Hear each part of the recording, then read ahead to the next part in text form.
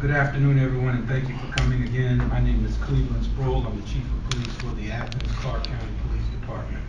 I want to thank you all for coming out this afternoon for this press conference, the perfect purpose of which is to discuss and release body-worn camera footage from the police-involved shooting that occurred on March the 8th. Before I get into the body-worn camera video, I'd like to take a moment to express my condolences to the family members and friends of Thomas Swinford, the deceased. My thoughts and prayers certainly go out to that family. Likewise, I'd like to acknowledge the officers who were involved in this shooting. This is a difficult and emotional time for them as well, having been forced to take the life of another person. So what I hope to accomplish this afternoon is to quickly review the facts that were shared earlier about what we know about this incident. Also, I'd like to give you a better understanding of exactly what the object was that Mr. Thomas Swinford had in his hand at the time that the shooting took place.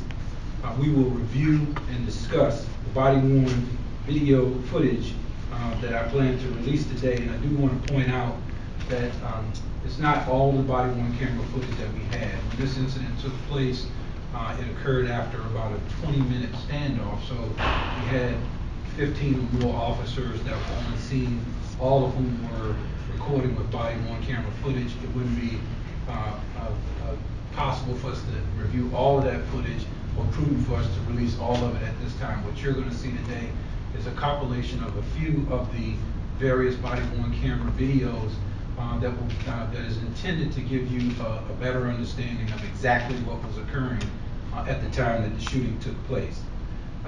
Also, I will take a few questions afterwards, but just bear in mind that we've turned the investigation of this case over to the Georgia Bureau of Investigations. They're doing a separate independent investigation, and so I'll be quite limited as far as what information I can share about the specifics of the case, but I'll try to do the best that I can. So let's talk about the facts. On Friday, March the 8th, shortly before 6:30 p.m., officers were investigating the theft of a motor vehicle from a family member, as well as the theft of several other items of property. They also were investigating reports of erratic behavior on the part of this family member who is alleged to have stolen the vehicle. The officers had actually witnessed Mr. Swinford, who was the suspect in this case, earlier, and at that time they saw that he had in his possession what appeared to be a firearm.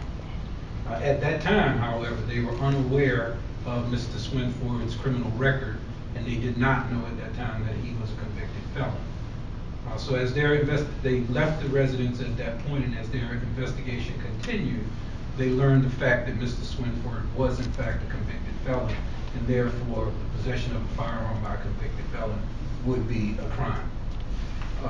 So later in that evening, they responded back to that same residence to follow up on that case, and at that point they encountered Mr. Swinford. They engaged him. Mr. Swinford still had the gun in his possession. He didn't comply with the directions of the officers, and in fact he got into a car and he fled the scene. Officers went after him, and they found him, located him in the 800 block of West Lake Drive, which is where the actual shooting incident took place.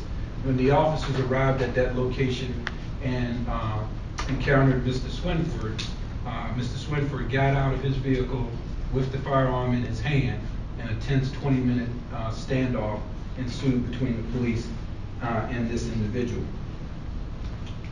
During that standoff, police on numerous occasions directed Mr. Swinford to put the gun down and drop the firearm. In spite of those commands, Mr. Swinford did not drop the firearm, and in fact at one point came from around the vehicle, walked very quickly towards the officers, and raised his arm from the right side of his body up towards the officers and pointed the gun at the officers.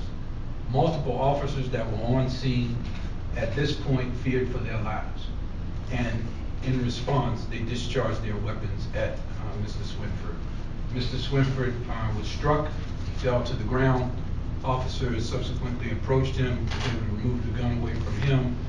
We called and got first aid for him. He was transported to a local area hospital. However, he did not survive his injuries, and he succumbed to those injuries. As is the case, in accordance with our standing policy, we contacted the Georgia Bureau of Investigations and requested that they come and investigate the officer-involved police shooting. They were on scene within hours, and they are handling the criminal investigation of the shooting and what occurred.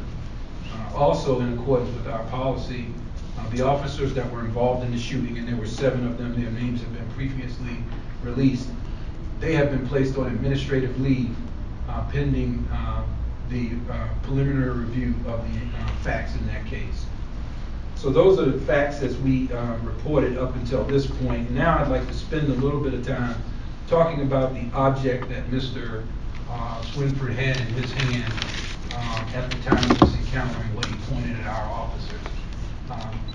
You may have seen reports from the State Bureau of Investigations that object was in fact an airsoft gun. It wasn't a real firearm or a real gun.